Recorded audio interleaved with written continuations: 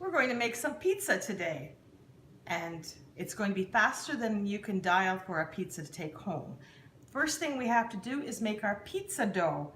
There are only 5 ingredients in pizza dough. That's all you will need. We start off with 3 cups of all-purpose flour. Put it in our mixer bowl. You don't actually need a mixer, but it makes the job a lot faster if you do have a mixer or a food processor. 1.5 cups of water, and in that place 1 tablespoon of yeast, and I'm using the fast rise yeast, so that'll make our job a lot quicker. Give that a little stir and let it sit there for 1 minute. We'll see if the yeast blooms. And to our flour, we're going to add 1.5 teaspoons or so of kosher salt. You can use table salt, whatever you wish. And I'm going to add 2 tablespoons of olive oil.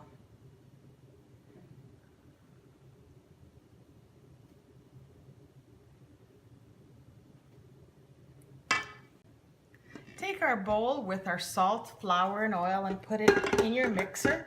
Make sure you have the dough hook on. Lock it into place, and as you can see, our yeast has bloomed, so we're going to put that slowly into our bowl and let it rip.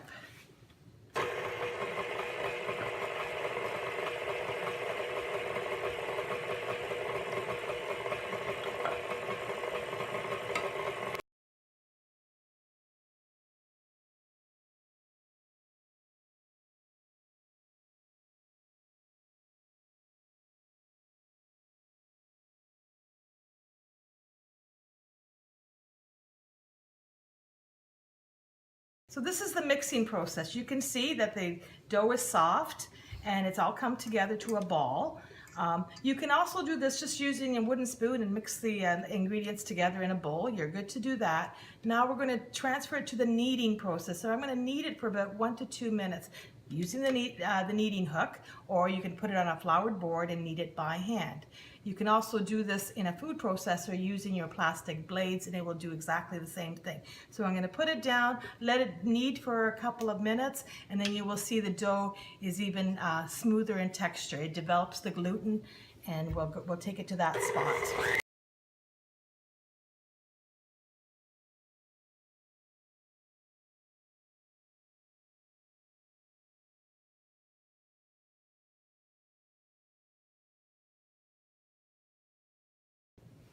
Okay, after a couple of minutes, you will see that it's formed a nice ball. Your bowl is almost all clean. Take the ball out and put it on a floured surface. Okay, if you were kneading by hand, you would just do this, and you'd knead it until the dough is nice and soft. Looks like a baby's bum. It reminds me of nice and soft. When you point it, it comes right back up. Make a nice ball. Take a bowl, and I just oiled it with olive oil. You can spray it if you wish, whatever. Put your dough into your bowl, kind of wrap the olive oil all the way around, and then cover it with saran wrap or with any plastic wrap that you may have. Put a tea towel over it and let it rest for about an hour and a half until it's doubled in bulk. Okay, to make our simple sauce, tomato sauce for our pizza, what you will need is some pureed tomatoes. Try to use the Italian ones, they're quite good. If not, a really good quality puree. This is about probably 2 cups of pureed tomatoes in a bowl. What we'd add to that is some salt to your liking.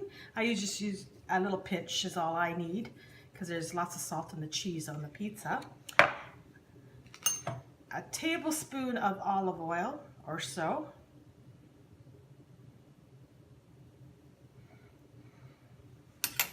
About a teaspoon of oregano.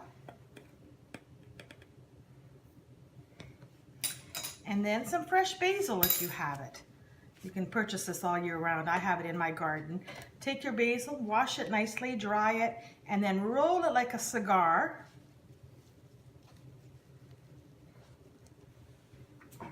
and with a sharp knife cut. This is called chiffonade if you're into the cooking world.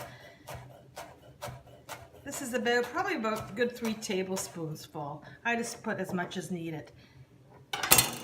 Give that a stir, and our sauce is ready for our pizza. Okay. Our dough has now doubled in size. A little bit more than doubled by the looks of it. What we're going to do right now is we're going to put some flour on our board, or any flat surface you may have, and we're going to punch down this dough, and as you can see, it comes easily out of the bowl, and just kind of rub it with a little bit of the flour.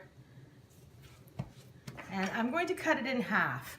You can probably cut this into 3 or 4, depending on the size of pizzas you want to make. If you want to make plate-sized pizzas, you would probably do 4 of them, and that way everybody could have an individual pizza, and they could put whatever they want in and kind of have a pizza party. So take your dough again, form it into a little ball, and we're just going to let it rest for probably about 10 minutes or so. And it'll continue to rise as well. So just leave it on the board as is. And I just cover it with my tea towel so that it doesn't get any dirt on it. Meanwhile, we're going to prep our pans. I have just an ordinary cookie pan here, or a baking pan, and this one is a stone that I've had for many years. It's well oiled. I did put a little bit of oil on the bottom and some oil on the bottom of the baking pan. I'm going to add some cornmeal. Again, that gives the pizza some texture, and it prevents it from sticking to any of the pans. So just sprinkle some cornmeal in the bottom of both pans. And they're ready to take the pizza. We're now ready to stretch out our pizza dough and get ready to make our pie. I'm going to show you 2 ways to do it. The first way is just using your fingers. Just kind of press into the middle. I'm making the round one right now. And just stretch it out, press it into the middle, and you just keep going, round and round.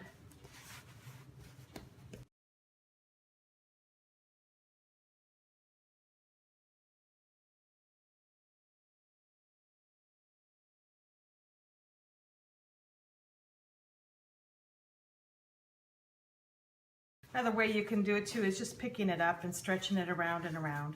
And again, it will stretch. And don't worry if it claps on itself, it'll keep stretching. So I'm ready to put it in. This one's going to go into the round pan. And we'll just let it rest, and I'll stretch it a little bit more before we put our toppings on it.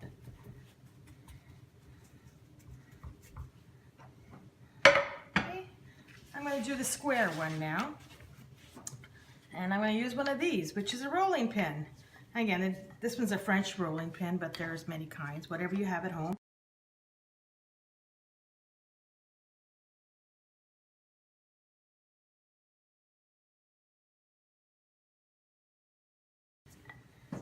That looks pretty good.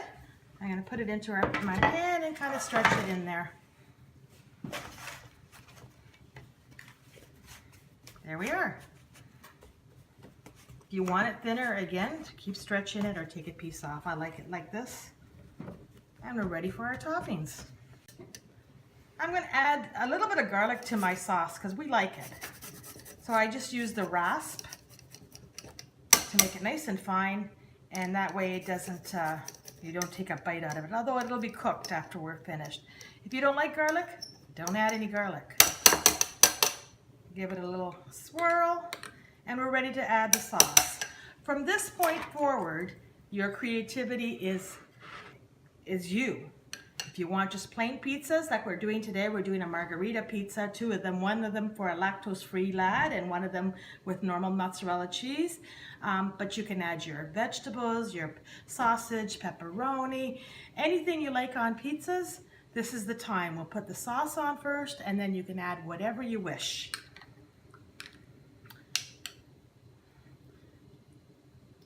When you're putting the sauce on, again, less is more. You don't need a lot because it'll soak right in and then your pizza will be soggy. So you just want light. A margherita pizza in Italy is very, very light on the sauce, light on the cheese, and a good crust. So I showed you how to make a good crust. Let's make a good pizza. And I'm going to add my cheeses to the top. Just to remind you, I don't think I even told you, preheat your oven to 450 degrees. Pizza should always be in a hot oven. That's how you get that nice crisp crust. And into here, add as much or as little cheese as you wish. This one I'm doing right here is a lactose-free cheese. It melts nicely. You can get it at your supermarket, or one of the big box stores carries it as well. And it's wonderful. It has a great taste. And on the other one, for everyone else, I have combined fresh mozzarella with some Parmesan. Again, you can add whatever you wish. Hot peppers would be nice. Sometimes I put a hot pepper oil on top of a plain pizza that gives it lots of flavor. Whatever you wish. Whatever your family enjoys. Or whatever you enjoy.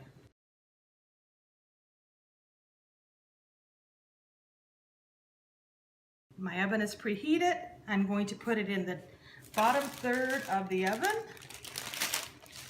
and bake for 20 minutes. 20 minutes has passed and our pizza is bubbling in the oven. I think it's ready to come out. And here we have our finished tomato basil pizzas, or our margherita pizzas. Now it's time for us to enjoy.